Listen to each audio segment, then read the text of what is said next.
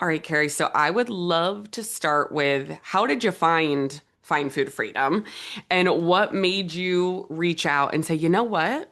I think I want to chat with them, or I think I want to get some support. Well, I first saw you on TikTok, and I was pretty deep into intuitive eating. Um, I remember in 2003, I found a book that was called Overcoming Overeating, Okay. and I read that book, um, and started eating intuitively. And then another book came out that was called When Women Stop Hating Their Bodies. Mm, And so I went even deeper. It went beyond food at that point. mm-hmm. And so I was practicing intuitive eating. I was with I don't know if I can say like what diet I was on. You can say whatever you Okay. want. So I was with No BS with Corinne Crabtree for about 2 years. And towards the end, it started feeling like the emphasis was on weighing, Hmm. um, and it was less on the intuitive eating. And and so I started doing research on the internet, and that's where I found you. It kind of guided me to TikTok. I didn't even have TikTok till I met you. So then I had to install the or download the app, and I just went crazy with it. I just felt right at home with you. I felt like we were girlfriends and had been girlfriends for a long time. And I pretty much followed uh, no BS while I was with Food Freedom to try to navigate um, some of the feelings, that were coming up for me. And and then finally, I kind of ended it with no BS. It was too much. Weigh yourself every day. How much did you eat? Writing everything down, and it became a lot. Yeah. And yeah, and so that's how I found you and the And food now we're freedom. here. Yes, and now I'm here. Now we're here. And thank you so much for sharing all that. And just for context for anyone who is listening to our conversation, you've had 23 sessions with our team. You started back in January 26th of 2024, and we are now recording. I'm like, what day is it? It is June 27th of 2025. So it's been almost like a year and a half of support with Find Food Freedom, which is incredible. And I just want to validate the experience that you had, whether it's the No BS program or there are we could name hundreds and hundreds of programs similar where they're really co-opting that intuitive eating language and making people believe that they're not on a diet. And then when we look at textbook definition of what a diet is, it's to shrink the body and putting the emphasis on intentional weight loss. That's exactly what it is. So it is, in fact, BS. That's coming from me. Just saying. So we're so happy that you found us. So I would love to hear from you walking into your sessions with Alex, our the Fine Food Freedom dietitian you worked with on our team. What did you, and it's I know it's hard to remember because it felt like a long time ago, but what did you expect support to look like with our team and working with a food freedom dietitian? And then what was it actually like? Like, did those match up your expectation and reality, or did it blow you away, the kind of support you got, or just wasn't what you thought? I I believe that I knew the level of support that I would get, and I was so excited. I remember sitting in my bed and I saw um, an email that you had sent out to everyone, and it had said, you could do the one-on-one, and your insurance will cover it. And I immediately signed up, and I think it was like 11 o'clock at night. And I was so excited to find out that I was able to participate and not have a copay, or, it was kind of unlimited of the support that I could get. Um, this was huge for me, especially, um, recovering from eating disorders and, you know, a lot of my life has been struggle around food. So to have this level of support offered to me and the insurance covered it was I was stoked. And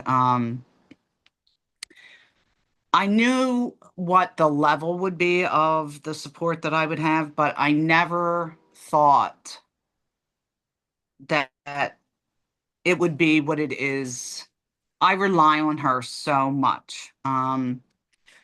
I've recently had some medical issues, and so she's helping me navigate, the medical system, and it's been hard.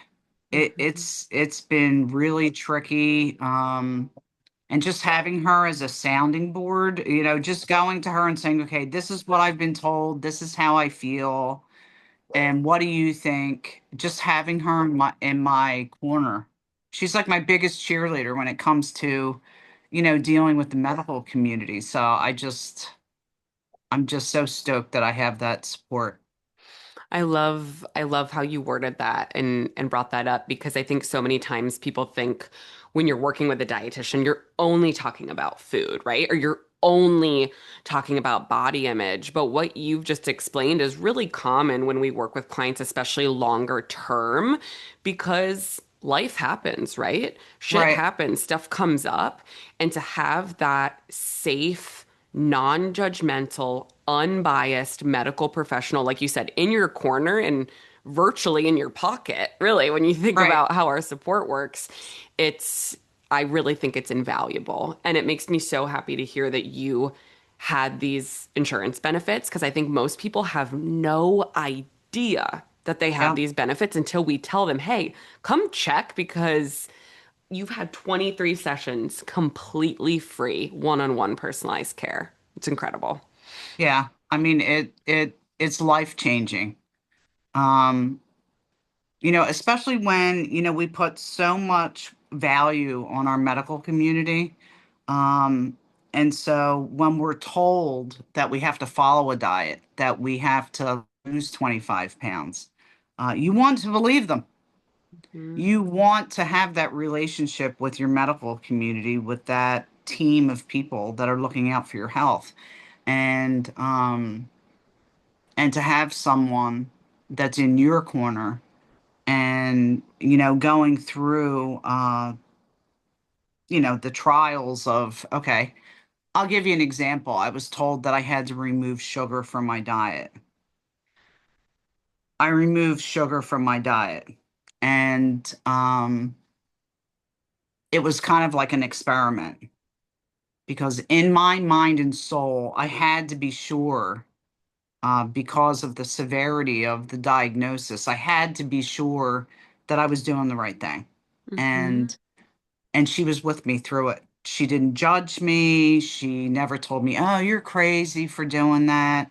She was always in my corner and she was always available to talk about like the feelings and the ups and downs of restriction and having to go through that again Mhm. after being away from it for so long. It was traumatic. Absolutely. Thank you for sharing that with us. And Hmm. I think, something else you had mentioned, like you've been told by a medical professional that, you need to lose 25 pounds, or I think so many people can relate to those kind of very broad stroke, what's the right word? Directions that medical professionals will give, like you need to lose weight, you need to cut this out, you need to do that. And having someone who can really navigate through that with you and say like, okay, how does this make you feel? Why do we think they're saying this? What do they think this is going to help?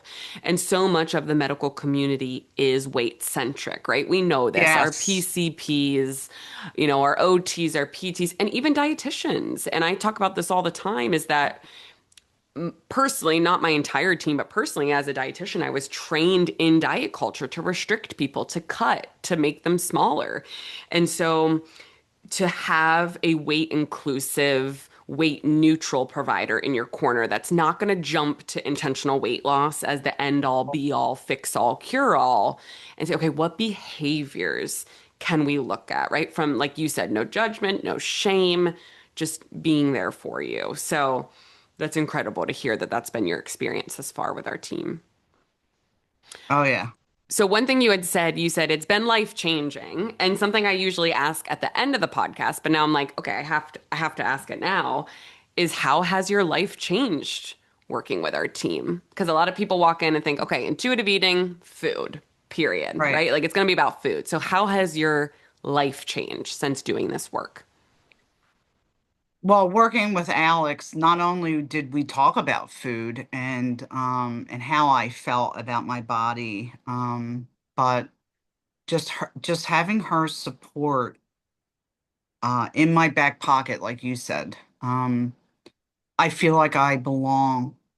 She's my people, and I don't have that. Like in my close friends, family, whatnot, I don't have someone else that um eats intuitively. I don't have anyone um that has experience with eating disorders or some of the health scares that I've had. And so to have her like not only understand, but to feel it, to know what I go through when I'm in a larger body, and to go into a doctor's office and be told, okay, well, you need to lose 25 pounds, and what to say instead Mhm. of crying, how to advocate for myself, Mm, how to ask for additional help or an alternative, and just being able to say, I'm not restricting anymore. I'm not going to remove whole food items out of my diet because the result is I'll eventually binge. mhm. I will eventually take a weekend. It's usually on a weekend, but I'll take a weekend and that's all I'll eat. Yeah. So, um, and even though I've been on this journey since 2003, I still have that. I still have that. Um, I don't like to say like I fall back because I think that all of this is a journey Hmm. and we learn, you know. And so, but to have someone that understands it and feels it and lives it is so different. It's just so different. Yeah. Having a medical provider, what I'm hearing you say is having a medical provider. And that sounds so like authoritarian saying medical provider, because I know you feel so much comfort with Alex, right? Having a person who sits in the suck with you. That's Yeah. what we do. We sit in this, like we sit in the discomfort with you. And I think that is so, so, so helpful. And it's so evident how much of an impact it has had on your life.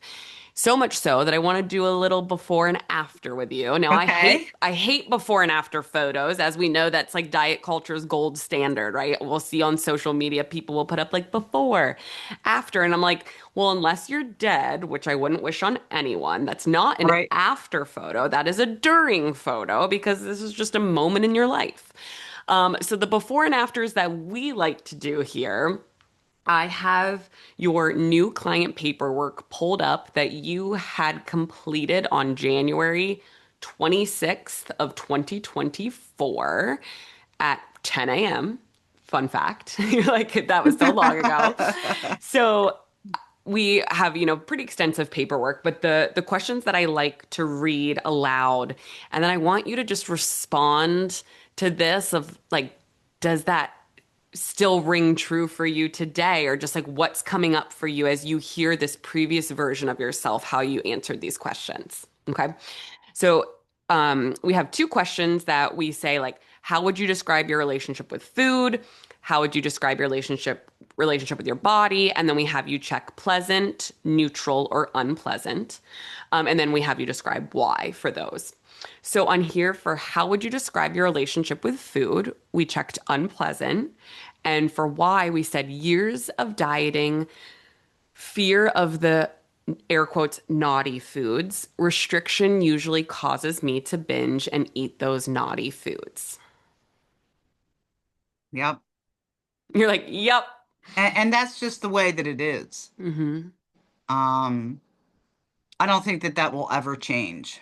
Mm, Um, Even with the medical community saying, okay, well, you need to do this, you need to restrict, you need to, um, working with Alex, it never dawned on me instead of removing is to add something. I love that. Inclusion, not restriction. Exactly. And that was my aha moment. I And love that. that's what really changed everything for me. And it opened up uh, my wanting to try different things, and not per se like restrict, like we'll say, something sugary, like a piece of cake. Hmm. Not saying that I can't have the cake, but to add something else, adding fiber, adding protein, adding other things that I enjoy. Hmm. And I don't know how I would have ended up because I'm coming to the end of this journey with the medical community, but I don't know how I would have ended up without Alex. It's so beautifully said. And I know she's going to be excited to hear those words come out of your mouth. So if you look at your relationship with food today, if you had to check pleasant, unpleasant, or neutral, which one do you think you would check? I would say pleasant, definitely. It's incredible. And Yeah. I'm curious to know, do you use the word naughty with food anymore, or is No, that not in your vocabulary? no, and it's funny that you brought that up because my girlfriend just said that when we Really? were out to lunch, and she said, "Oh, these things are very naughty," and I didn't say anything, but in my Mhm. mind, I thought, you know what? It's not naughty. It's just food. No, it's just food. Mm, I love it. Full circle moment right here. I love it. All right. So for then we have the exact same question. How would you describe your relationship with your body? You can check pleasant, neutral, or unpleasant. We had checked unpleasant. And for why, you had wrote, when I look in the mirror, I see a body that I'm not used to seeing, and I feel that I should be in a smaller body. So what's coming up for you as you hear those words today? Makes me sad. I went a long time. I'm gonna cry. I went a long time in my life feeling that I was in the wrong body. And one thing with this medical scare and working with Alex, I love myself and I love my body. And I'm strong and I'm healthy. And I've given life to two beautiful sons. And I have a beautiful grandson that I have to be around for a long time. And it's really taught me to really appreciate myself and my body. That was so beautifully said, Carrie. Thank you for sharing that. And I think that's where, when it comes to the intuitive eating work, so many people think it's just about food, right? Yeah, And then we really pull back and look at it's so much more about like being compassionate towards ourselves, having respect for ourselves, offering ourselves the same kindness and respect that we give to other humans. yes, Um, and it's such a beautiful tool. And it's so hard, thank you for allowing your emotions to come up because I can understand that grief of like, I wish I came to this work sooner, right, right? You grieve time, memories, money, like things that we cannot get back that we poured into diet culture. But you are such a testament to it is never, ever too late to choose a right, different path, right? And to walk in a different direction. And how I have goosebumps, how beautiful that like you get to be such an incredible role model, not only for your sons, but for your grandson to have that, to see this positive relationship with food and this amazing grandma who's just like such a badass. Like, how freaking cool is that? Yeah, I'm only sad, like you said, that it took me this long. Hmm. Um, I've had a lot of freedom since about 2003. I was very lucky that I stumbled upon that first book, and that kind of led me on the um on the journey. But it's amazing how much more time I have. Oh, I love this discussion with clients because I had a client who said, she said, I'm so fucking sick of diet culture taking up all of my mental bandwidth. This was like one of our first Yes. sessions together. And it's so true, right? Because when we're obsessed with food, when we're obsessed with our body, we can't be present. We might physically be somewhere, but in our head, it's how many calories, how much do I weigh, what do I look like? Like, it's just never ending. So what do you get to do now with all this time? Are you pouring it into what does life look like now? What have you taken that time to do? Well, I've taken up a couple hobbies with art, with watercolor.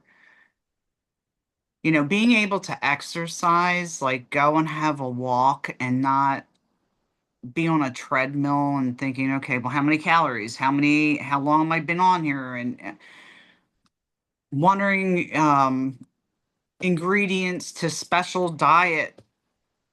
You know, at one time I was on Atkins and, you know, just having to constantly make sure that I had eggs because at that time I was a single mom and I couldn't afford a lot of, so I ate a lot of eggs. But Hmm. I mean, just that. And now it's so nice. I was just watching an old TikTok that you did, and you said about eating out and Hmm. that you love the portions because you could eat like for two or three times off the portion. And I find that I do that a lot. And I don't have to go to the store and buy certain things and bring stuff in my handbag when my girlfriends and I are going out to eat. I mean, it's just mind-blowing how much storage in your brain is caught up with the whole diet mentality and trying to stick to a diet. Absolutely. Because I think when we really think about it, we have to eat multiple times a day and we always reside in our bodies. So if we have an unpleasant relationship with food in our bodies, that's taken up a lot of time, right? Like we can't get away from that.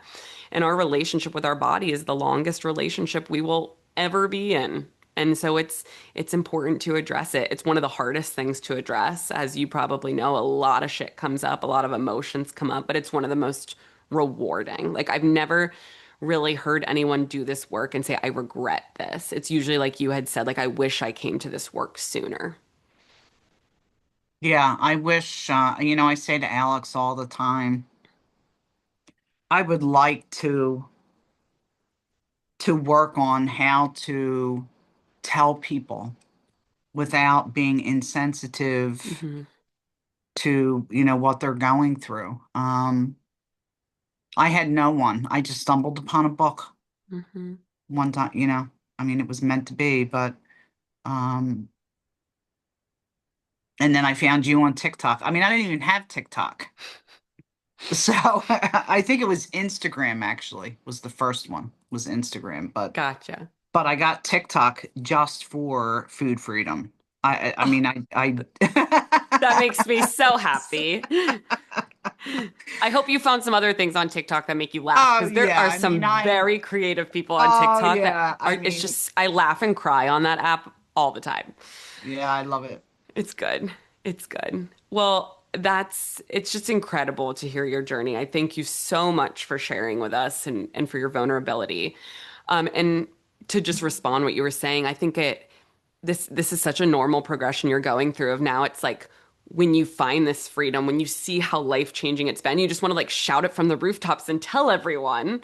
Right. And we know that's not necessarily like it's not our responsibility, right? To change Right. them, to convince them. But I think you're going to notice that by you just living your life freely by you eating what you want to eat, what makes you feel pleasant, moving your body in a way that makes you feel pleasant, showing up comfortable and confident in who you are, though that plants seeds in the lives closest to you, whether you realize it or not, you are showing them like actively just through showing up, and they will realize that. And they'll start to think, like what's going on there? And you'll start to notice whether people openly question you of, hey, what's going on? Or how, because if you used to hang out with girlfriends and you were the one counting the calories, right? And you were saying naughty, and now you're like, it's just food. You'll start to Mhm. impact people's lives tremendously without even intentionally talking about it. I hope so.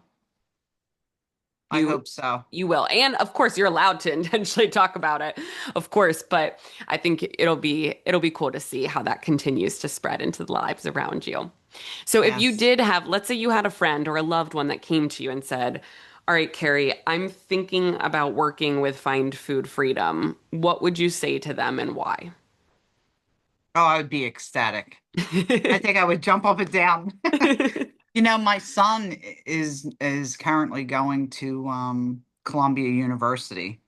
He's going to become a nurse practitioner, and he knows all about you and Find Food Freedom. And